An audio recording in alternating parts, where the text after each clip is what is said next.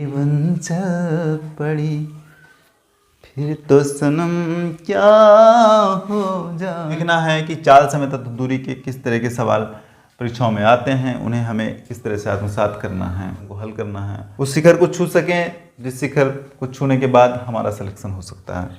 सक्षम नहीं है तो सीधी सी बात है, हमारा सिलेक्शन होना सुनिश्चित नहीं है। जिसमें से चाल बराबर दूरी बटा समय, ये हिंदी में कर लेते हैं। अंग्रेजी में क्या होता है? एस स्पीड बराबर डिस्टेंस डिवाइड बाई टाइम। इसी को करते हैं, समय को यहाँ ले आते हैं, चाल को यहाँ ले आते हैं, पक्षांतर कर देते हैं तो समय बराबर दूरी बटे चाल। देखो और काम हो रहा है, यानी टी बराबर D divide by S, time बराबर डिस्टेंस यानी दूरी बटे स्पीड यानी चाल।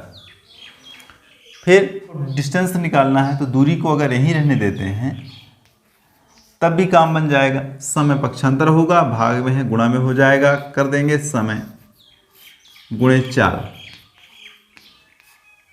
इसको करेंगे d is equals to T into S, या कि कहेंगे तो दूरी बराबर चाल गुणे समय। ये भी हो सकता है और बिल्कुल होता ही है, आपको इसको ध्यान में रखना है। d बराबर स्पीड गुणे टाइम। सापेक्ष चाल भी देखना है। सापेक्ष चाल दो तरह का होता है। एक तो कोई भी वस्तु अगर एक ही दिशा में दो वस्तुएं चलती हैं, दूसरी स्थिति होती है कि जब दोनों वस्तुएं विपरीत दिशा से आती हैं। अब देखेंगे कि सापेक्ष चाल में जब वस्तुएं एक ही दिशा में गतिमान हों, चालों में क्या होता है? जब वस्तुएं एक ही दिशा में गतिमान होती हैं तो चालें घट जाती हैं। पहली वाली वस्तु दूसरी वाली वस्तु, दोनों की चाल घट जाती है किलोमीटर प्रति घंटा। दूसरा, ये तो पहली कंडीशन है इसकी, और इसकी दूसरी भी कंडीशन है, जब वस्तुएं विपरीत दिशा में गतिमान हो। तो लिखेंगे, अब हम कहेंगे x धन y किलोमीटर प्रति घंटा। इसका मतलब है दोनों वस्तुओं की चाल जुड़ जाएगी। यदि एक रेलगाड़ी को दूसरा रेलगाड़ी पीछे से ओवरटेक करता है तो दोनों की चालें घट जाएंगी।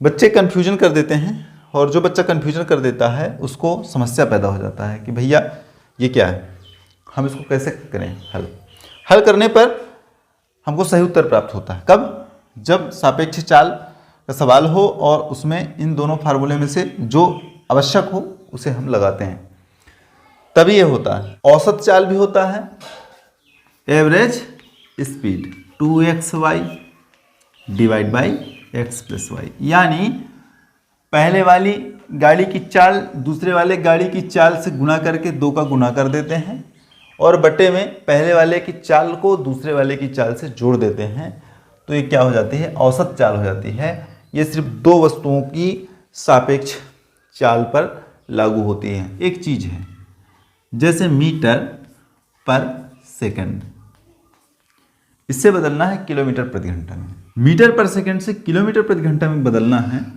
तो छोटे से बड़े में बदलना है तो 18/5 का गुणा करेंगे उसके चाल से। ध्यान रखना, अगर किलोमीटर से किलोमीटर प्रति घंटा से मीटर पर सेकंड में बदलना है तो 5/18 से गुणा करना है। किससे? उसके चाल से। ये दो चीज़ें ध्यान रखना है।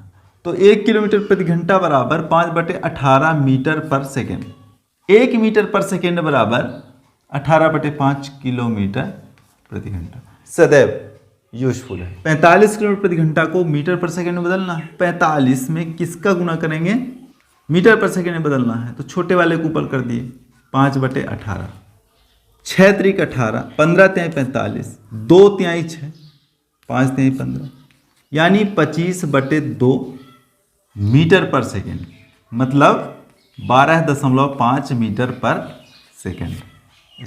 देखिए क्या है कि जिंदगी में हमें कुछ अगर हासिल करना ही है तो साहस की ज़रूरत है और मेहनत की ज़रूरत है। वो मेहनत ताबड़तोड़ करना पड़ेगा, अन्यथा कुछ कर नहीं सकते।